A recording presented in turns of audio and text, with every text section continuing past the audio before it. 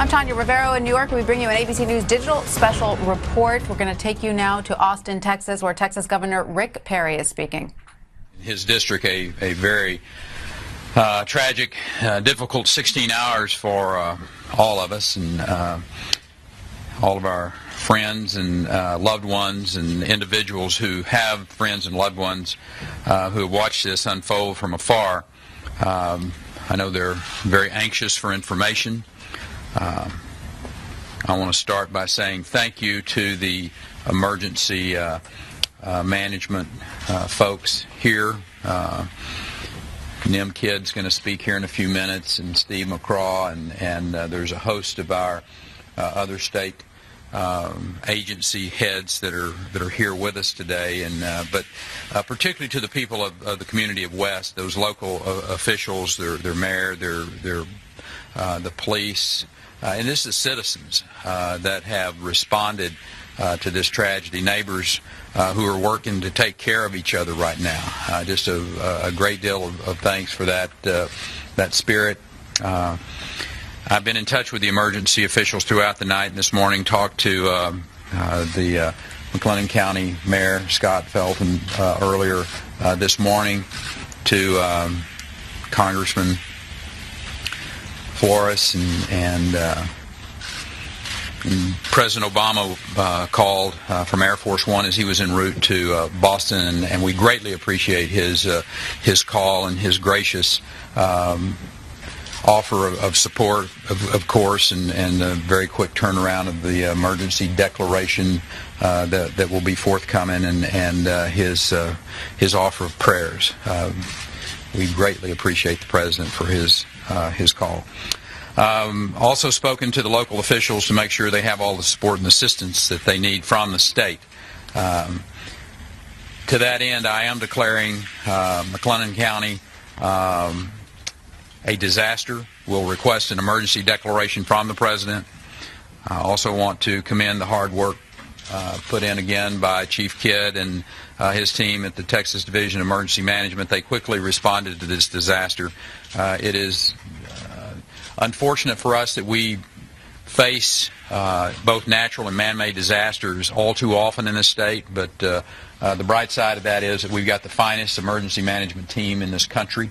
And it is very important to stress that at this point, much of the information that we have is still very preliminary, and more information is coming in all the time. I want to take a few minutes to provide an overview for the state's response. Throughout the night, there were state agencies who were on the ground to assist. They will remain there as long as they are requested and needed. Texas Department of Public Safety is securing the area for law enforcement personnel to conduct the business and to maintain public safety. Texas Task Force 1 and 2, as well as the Texas National Guard, are assisting with an active search and rescue operation. Texas Department of Transportation is handling traffic flow for the affected areas, and we have officials from the Texas Commission of Environmental Quality who are monitoring air quality. Pipelines in the area are being monitored closely. The gas distribution system to homes has been disconnected, and it is our understanding that those are being both double and triple checked before any service will go back on to those homes. The Texas Department of State Health Services has been on the ground with ambulance buses, with a mobile hospital and other resources. The Texas Education Agency, because there was a intermediate school within close proximity, is working with the local school district to coordinate any immediate needs in the district. Last night was truly a nightmare scenario for that community. But as I said earlier, we're blessed in this state to have the best emergency management team in the country, and they certainly were at their best last night, along with the citizens. West is a really small community, and just a few thousand people. Anyone who grew up like your dad did, Doc, in a small town like West. They know that this tragedy has most likely hit every family. It's touched practically everyone in that town. So I ask all Texans and Americans to join me and Anita in keeping them in our prayers, and our first responders who are still, in some cases, maybe in harm's way as they work their way through the search and rescue operation. So with that said, I'd like for Chief Nim Kidd to give us the most current update, and then the Lieutenant Governor will have a response, and then we'll open it up to questions from those of you in the media. Thank you. Chief? Thank you, Governor. I first would like to say heart and my prayer. Speaking about the response to the explosion in the town of West Texas near Waco, Governor Perry said the search for victims continues.